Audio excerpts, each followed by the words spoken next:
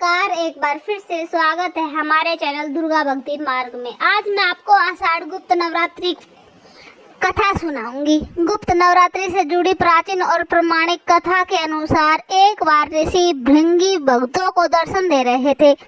तभी भीड़ से एक महिला निकली और करबंद होकर ऋषि भृंगी से कहने लगी कि मेरे पति दुर्व्यसनों से हमेशा घिरे रहते हैं, जिस कारण मैं धर्म और भक्ति से जुड़ा कोई काम या पूजा पाठ नहीं कर पाती हूँ। अपने पति के कारण मैं ऋषियों को अन्न तक समर्पित नहीं कर पाती, लेकिन मैं माँ भगवती की सेवा करना चाहती हूँ और माँ की भक्ति व साधना से मेरे परिवार का जीवन सफल हो सके। ऋषि भृंगी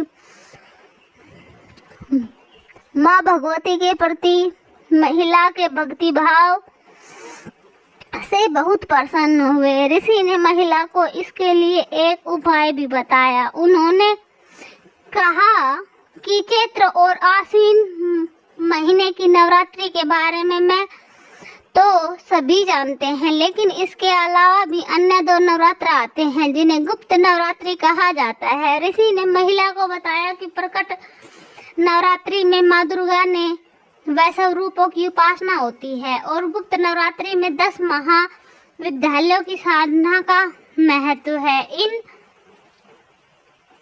10 महाविद्याओं की साधना का महत्व है। इस नवरात्रि की प्रमुख देवी स्वरूप का नाम सर्वश्रेयकारिणी देवी है। अगर कोई भक्त गुप्त नवरात्रि में माता दुर्गा की पूजा साधना करता है तो उसका जीवन सफल हो जाता है। ऋषि श्रृंगी आगे कहते हैं कि लोभी, कामी, वैष्णी, मांसाहारी और किसी कारण पूजा पाठ न कर पाने वाले भी यदि गुप्त नवरात्रि में माँ की पूजा करते हैं तो उसे फिर अन्य कुछ करने की आवश्यकता नहीं। ऋषि श्रृंगी के बताए इस उपाय का महिला ने पूर्ण श्रद्धा भाव से पालन किया और गुप्त नवरात्रि की पूजा की महिला की पूजा से मां प्रसन्न हुई और धीरे धीरे उसके जीवन में परिवर्तन आया। कुछ समय बाद घर पर सुख शांति आ गई और पति भी सही मार्ग पर चलने लगा। इस प्रकार से गुप्त नवरात्रि की पूजा करने से महिला का जीवन खुशियों से भर गया।